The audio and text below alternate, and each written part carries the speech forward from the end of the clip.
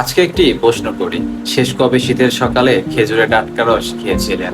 শেষ কবে কুয়াশার ভিতর দিয়ে হেঁটে ছোটবেলার সেই অনুভূতি আবার অনুভব করেছিলেন?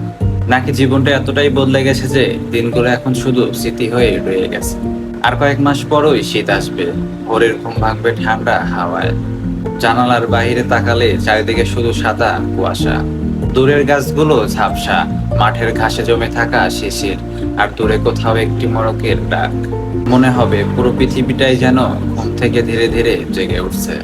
তারপর খেজুর গাছ থেকে নামানো টাটকা রস, আহ সেই স্বাদ কি কখনো ভোলা যায়? এক হাতে গ্লাস, এক হাতে শীতের কাঁপুনি, তবুও মনে হতো এই রসের মতো মিষ্টি জিনিস পৃথিবীতেই আর নেই।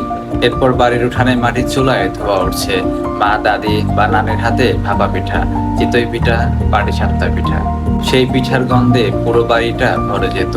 আমরা গরম পিঠা খেতে গিয়ে কতবার যে মুখ পুড়িয়েছি, তবুও অপেক্ষা করতে পারতাম না। সকালে একটু রোদ উঠলেই উঠানে বসে সবাই মিলে রোদ পোহাতো। কেউ গল্প করছে, কেউ খেজুরের রস খাচ্ছে, কেউ মাঠে হাঁটতে বের হচ্ছে। তখন জীবনটা কতই না সহজ ছিল। আজ অনেকেই নিজের গ্রাম ছেড়ে শহরে, কেউ দেশের বাইরে, কেউ চাকরি করছে, কেউ ব্যবসা, কেউ বা নিজের সংসার নিয়ে ব্যস্ত। শীত এখনো আসে, কুয়াশা এখনো নামে, খেজুরের রসও হয়, পিঠার গন্ধ এখনো বের হয়, কিন্তু সেই মানুষগুলো আর একসাথে থাকে না। সেই ছোটবেলার সকালগুলো আর ফিরে আসে না। হয়তো এবার শীতের কোনো এক সকালে আপনি হঠাৎ জানালার বাইরে তাকিয়ে ভাববেন, ইস, আর একবার যদি ছোটবেলায় ফিরে যেতে পারতাম। কিছু স্মৃতি কখনো পুরনো হয় না, শীত এলেই যারা বুকের মধ্যে পড়া নাড়ে। তাই আজকে একটি কথা বলুন, আপনার কাছে শীতের সকালে ছোটবেলার সবচেয়ে প্রিয় জিনিস কি ছিল? ভোরের কুয়াশা, পিঠা, নাকি খেজুরের রস?